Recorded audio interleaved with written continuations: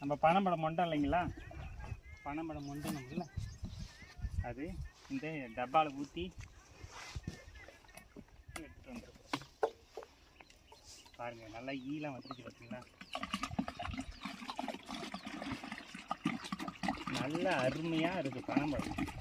பார்த்தா குடிக்கணும் போல் தோணுது, அந்தளவுக்கு வாசமாக இருக்குது பனம்பழம். நல்லா ஜூம் பண்ணி கிட்ட வந்து பாருங்கள் எப்படி இருக்குங்க.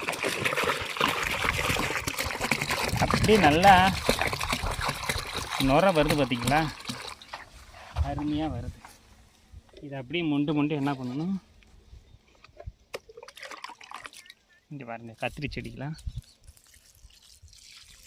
அப்படியே ஊற்றணும். அப்படியே ஊற்றிக்கிட்டே பார்க்க வேண்டியது. அஸ்வினி பூச்சிலாம் பறக்குது பாருங்கள். இதை அப்படியே ஊற்றிக்கிட்டே பார்க்கணும் ஒவ்வொரு செடிக்கா. அப்படியே ரெண்டு பக்கமும் ஊற்றணும். இப்படியும் ஊற்றலாம், இப்படியும் ஊற்றணும். இப்படி ஊற்றிக்கிட்டே போகணும்.